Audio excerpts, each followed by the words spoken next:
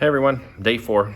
Today I was going to talk about my college years, so let's do that. My first experience with college was going to Oral Roberts University in Tulsa, Oklahoma, and I was 16, and I was there for a full semester. I took like a class called University Success and some other general ed classes. It wasn't anything like major related. I think I changed my major like 5 times that semester.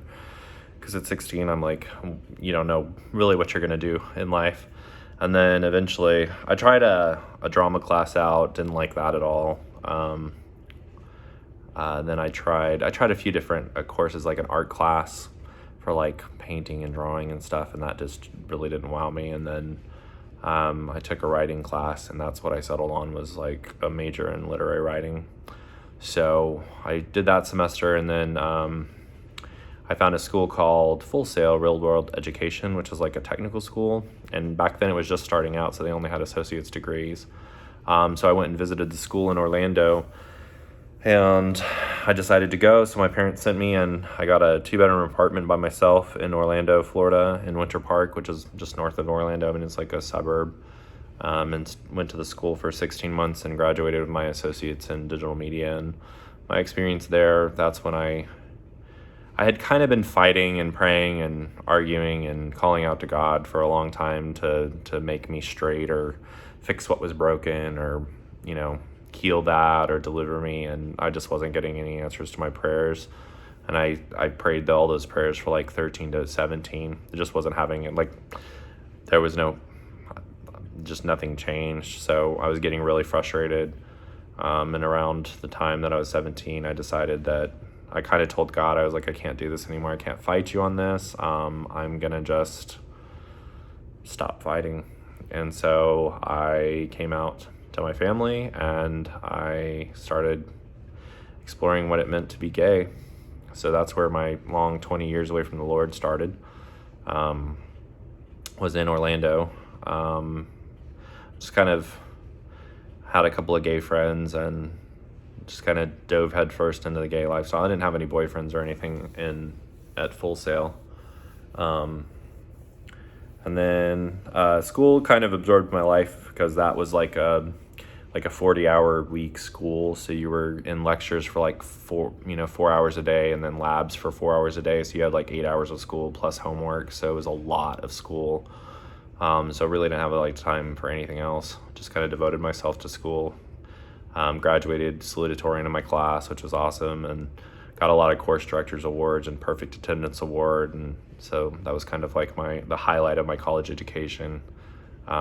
Studied digital media, so it was a lot of like wide range graphic design skills and Photoshop and Illustrator, and some art classes, some audio classes. It was kind of like a jack of all trades degree program, so did that. And then after that was over, I decided to go back to Oral Roberts University in Tulsa, and I was there for about 1.5 years, I believe, 2 years maybe, continued working on the literary writing major classes. So I did all of my classes that I took. I didn't take any gen eds, I just took writing classes. So I got, I think I ended up with like 64 credit hours in creative writing. So a lot of creative writing classes, a lot of papers, a lot of short stories. Had a lot of great teachers that taught me a lot about writing and creating story and crafting and stuff like that. So that's really helped along with the books and everything that I'm writing now. But at ORU, I had a lot of good friends. It was a Christian university. I was kind of, you couldn't be gay, obviously, going to ORU, so I kind of hid that part of my life. I kind of had a life outside of ORU a little bit when I was off campus or whatever. Then eventually I met a guy named Cody, and he and I hung out for a long time, maybe 2 or 3 months, and then we decided to start dating and moved in together. So he was my first boyfriend. It was a terrible experience, terrible relationship, but that was my first experience with that. So we were together for about 1.5 years, and I dropped out of ORU at the beginning of that relationship. And then he and I worked at like Lowe's together. We were both cashiers on the front, so we worked at Lowe's. He couldn't drive, didn't have a car, so I drove us everywhere. We played a lot of video games. So that was my first relationship. And then we broke up, and then I started dating a guy named Carl, and we dated for about 2.5 years. And during that time, we lived in Tulsa a little while, and then we moved to Stillwater, Oklahoma, which was like an hour away because he was finishing his bachelor's degree. And so we were living in this little tiny college town in Oklahoma for probably a year and a half. And then we moved back to Tulsa, and then we broke up. And then I was single for a little while, maybe like 6 months. And then I met Robert, and we got together, and we dated for almost 3 years, and we were engaged for 6 months of that time. We had 2 dogs. We had a little miniature pincher named Sugar and a, what is that dog type?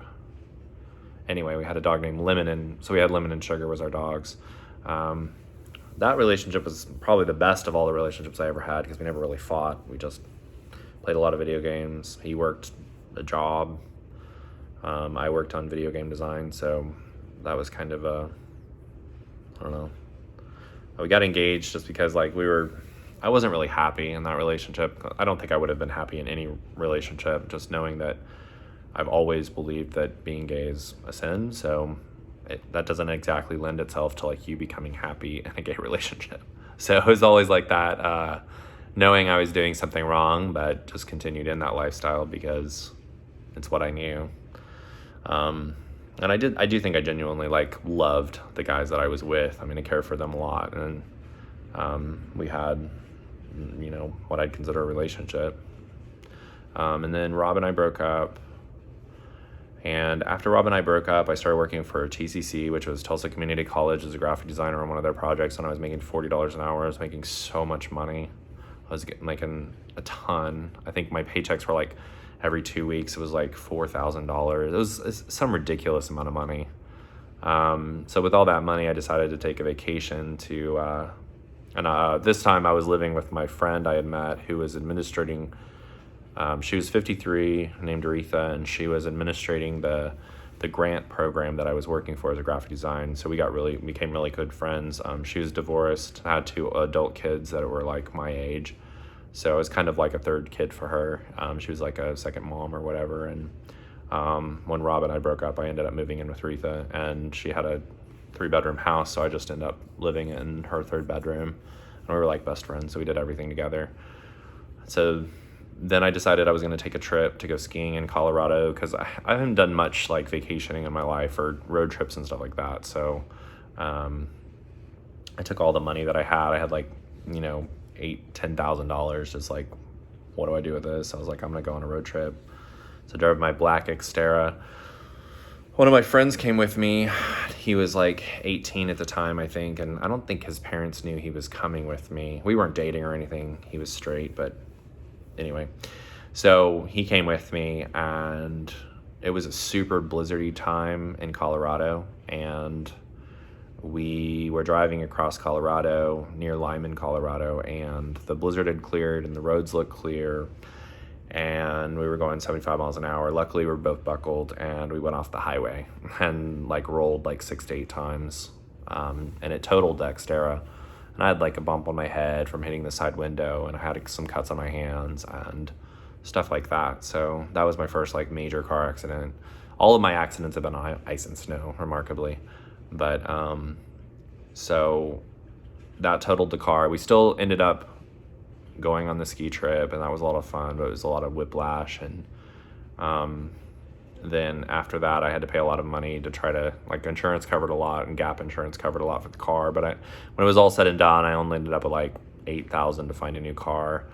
But I did find a new car. So then that experience really changed me a lot. Kind of like my first near-death experience, and I think there was a lot of spiritual dynamics going on too. So it kind of shifted a lot of things in me, and I don't know if in a good way or a bad way, but it was just a it was a very, very, very like spiritual time of my life. Retha was into Reiki and the metaphysical and astrology and all of that stuff. So it was a very spiritual world that I was like living in, not the good kind of spiritual, but like the, just spiritual. So, so I had the accident, and then after that, I was sort of, I was always kind of connected to the Lord, and I really felt like I needed to join the military. And through a series of events, I ended up like signing up for the Army to be infantry. And by this point, I hadn't talked to my family in like 2 years. I think it'd been, I just kind of cut my family off completely. I had no contact with them. I changed my name to Daniel Train Cole, and legally. And then after the name change, then I joined the Army. And so I went to the Army in October of 2010, 2009, I don't know, somewhere on there. Went to basic training, had a lot of problems with my ears in basic training, but my drill sergeants were like, we're just gonna get you all the way through basic and, get you into the real Army. So I graduated from basic, made a lot of good friends. It was a really good experience, changed me a lot, gave me a lot of confidence, brotherhood, all that. The military is great. It's horrible in a lot of ways, but in a lot of ways it's really good if you have the right personality for it. So was in the military, then went to Fort Riley, Kansas, and then got put in medical platoon for my ears, didn't deploy. A lot of my friends that deployed ended up not coming back. They all went to Kandahar. So that was pretty rough. And then my best friend had gone over, and then he came back. And he was not the same person. Like the events that he saw and everything that happened, he was just so changed by it. And I saw him like years I and he was still just messed up. And I was like, man, I'm glad I didn't deploy. Like that was definitely God's grace.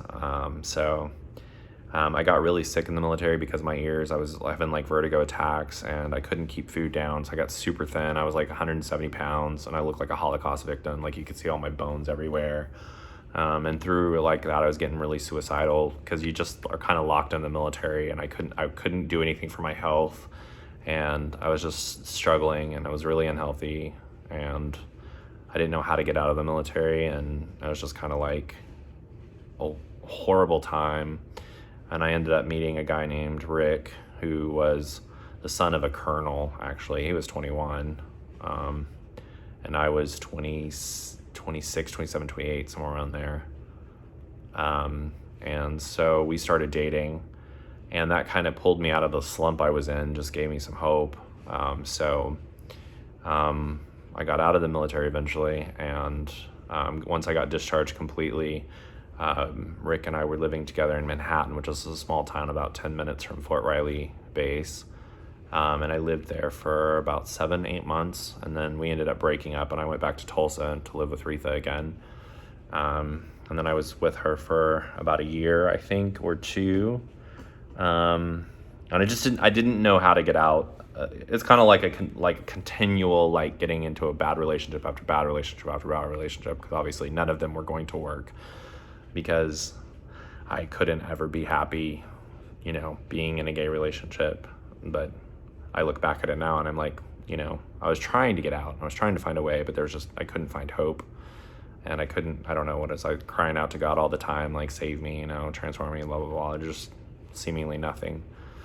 So I met a guy named Tucker who had severe, like, social anxiety. And he ended up, like, moving in with me, and we weren't dating. And then we started dating. And then I sold my car that my parents had given me to give us money to move across the country to Asheville, North Carolina. So we did that. We moved out of Tulsa away, and I kind of majorly hurt Retha in the process, because I needed to break away from everything, because I was trying to find a way out still,